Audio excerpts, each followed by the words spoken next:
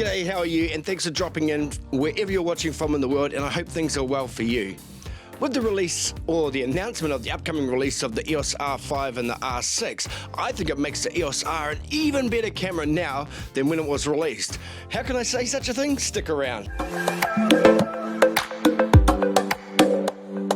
As I mentioned, within the last week, Canon has announced the upcoming release of the EOS R5 and the EOS R6. The R5 is being released here in New Zealand at the end of July, and the EOS R6 is going to be released sometime in August.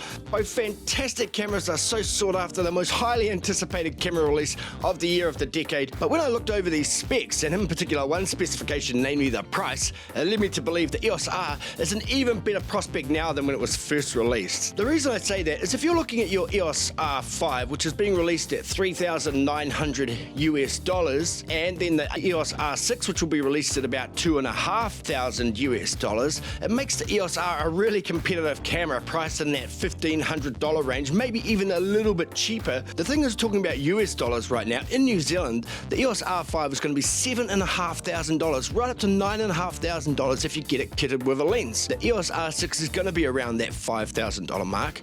When the R was released, it came in about $3,500, and now it's shy of $3,000 here in New Zealand. You can pick it up for $2,600 if you look around for it, and that's with an adapter. So when you consider the fact that the EOS R is going to be priced at half the price of the R6, that makes it a fantastic camera. And then if you step down from $4,000 US dollars to $1,500, that's a massive saving. You can get two EOS Rs, if not a little bit more, for the price of one EOS R5. And sure, the EOS R is not spec'd like the new cameras like the R5 and the R6. You're going to miss out on some of the functions like 8K video. I mean, I'm recording 1080p. I can't imagine using 8K video.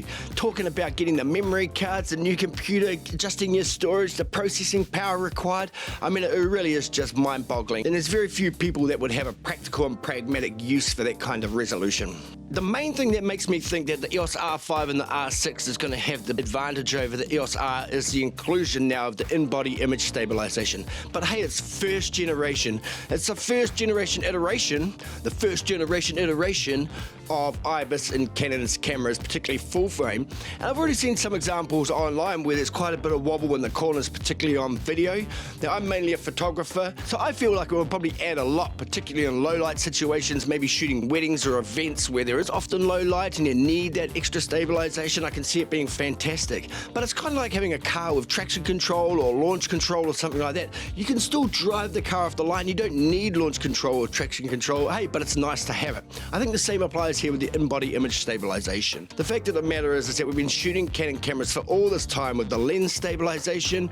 We've been getting absolutely terrific photos. I can't see that about to change simply because two new cameras have been released. The other thing which has the EOS R still really appealing is the sensor and the megapixels. At 30.3 megapixels, it's a big jump over the 20 megapixels you're going to see in the R6. Admittedly, not quite as high as the 45 megapixels in the R5, but hey, if you're going to pay more than twice as much for another 15 megapixels, then fill your boots. I think that actually makes the EOS R even more appealing now than when it was first released. If you talk about the form factor and the design, there are some improvements on the R5 and the R6. They're both a little bit chunkier. They both got rid of the multifunction bar. They both have the joystick and the dial on the back as opposed to the D-pad and the multifunction bar. But hey, these are just little improvements over the EOS R. It still may not justify spending twice as much as what the EOS R costs simply so you can get a joystick on the back of the camera. When it was coming up to the announcement of the EOS R5 and R6, I was feeling a little bit like, oh my gosh, I'm stuck with the EOS R. What am I gonna do? I've got the EOS R, it's old technology. But then once I saw the release and saw some of the reviews and saw how things are shaping up with it, and in particular the price, I'm really stoked I've got the EOS R. I think I picked it up for a really great price. I can only see it getting better. And the more they advance the range of the EOS R series, then the better for the EOS R and RP owners. We're still stoked with these cameras. They're wonderful cameras. If I was you and now the upcoming release of the EOS R and the R6, I'd be scouting around for great deals on the R or even the RP. They're gonna be out there. You're gonna make some great savings. You won't have to spend that mega bucks to get those cameras with those additional incremental high-end specs. Sure, they're really, really nice to have, but do you need them? You have to ask yourself that. Is it better for you to spread your money around into other parts of your photography or your videography hobby or trade? Maybe getting lenses or maybe getting other ancillary gear, that sort of thing. Up to you. But hey, I'm just dropping in with food for thought. I want to reassure you, if you've got the R, you've got a great camera. You got a fantastic camera, and if you don't, now's your opportunity to get it. If you're still in the DSLRs, those great big mirror boxes, then maybe now is the time for you to look to the EOS R or the RP, because there are going to be deals out there.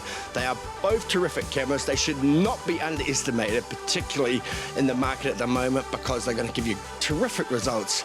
I'm absolutely thrilled with the results from the R. Remember, it's a 5D4. It's a 5D4 essentially. Sure, the EOS R5 is the 5D5, but this is the 5D4 and the mirrorless variant. It's a terrific camera. So if it's something you've been thinking about, then now could be the time to jump in. Hey, that's it. Just checking in on that. The EOS R is a much better camera now than it was released, and particularly when you consider it against the two new behemoth, mega beast EOS R5 and R6. Hey, that's it. Subscribe if you want it. We're coming at you from Wellington, New Zealand, so it's a different perspective. As always, smash that like button, and we'll catch you on the next one.